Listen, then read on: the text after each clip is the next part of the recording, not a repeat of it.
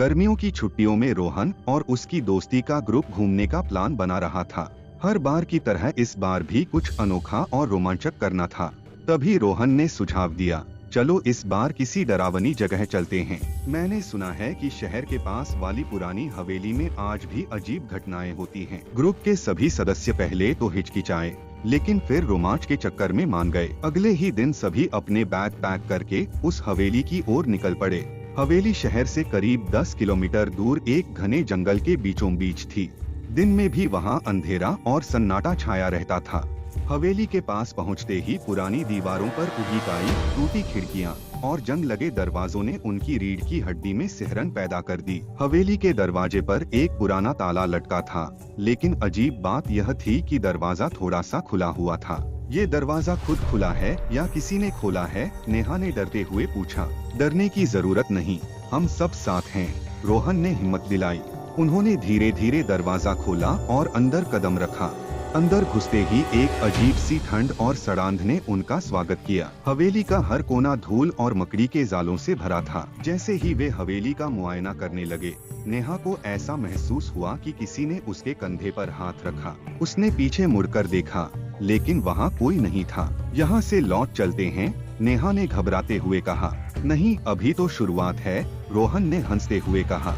अचानक एक कमरे से हल्की हल्की रोशनी चमकती नजर आई।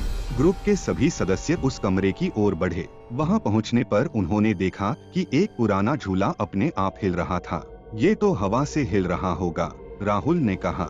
लेकिन वहां न हवा थी और न ही झूले को छूने वाला कोई। रोहन ने कहा, हमें इस हवेली के बारे में और जानना चाहिए। मैंने सुना है कि यहाँ एक परिवार की रहस्यमय तरीके से मौत हो गई थी और तब से यह हवेली वीरान है। जैसे ही उन्होंने बात खत्म की, अचानक से हवेली के ऊपर की मंजिल से किसी के दौड़ने की आवाज आई। सभी ने एक दूसरे को देखा और ऊपर जाने का फैसला किया। ऊपर पहुंचते ही उन्हें एक कमरा दिखा, जिसकी दीवारों पर खून के धब्बे थे। कमरे के बीचों बीच एक पुराना बक्सा रखा था। शायद इसमें कुछ सुराग हो, रोहन ने कहा और बक्सा खोलने की कोशिश करने लगा। जैसे ही बक्सा खुला, एक तेज चीख सुनाई दी और कमरे की सारी खिड़कियां अपने आप बंद हो गईं। बक्से के अंदर एक पुरानी डायरी थी। डायरी खोलते ही उसमें लिखा था, जो यहाँ आएगा वो जिंदा नहीं बचेगा। डायरी पढ़ते ही नेहा बेहोश हो गई। रोहन और राहुल ने उसे संभाला और नीचे ले जाने लगे। तभी एक परछाई उनके सामने आ गई। वह एक महिला की आकृति थी, जिसके बाल बिखरे हुए थे और आंखें खून की तरह लाल थीं। तुम लोग यहाँ क्यों आए हो? वह महिला चिल्लाई। रोहन ने हिम्मत जुटाकर पूछा, तुम कौन हो? महिला ने जवाब दिया, मैं इस हवेली की मालकिन हूँ। मेरे परिवार को धोखे से मार दिया गया और अब मैं यहाँ से किसी को जिंदा नहीं जाने देती। ग्रुप ने वहाँ से भागने की कोशिश की, लेकिन दरवाजा बंद हो चुका था। हवेली के हर कोने से डरावनी आवाजें आने लगी।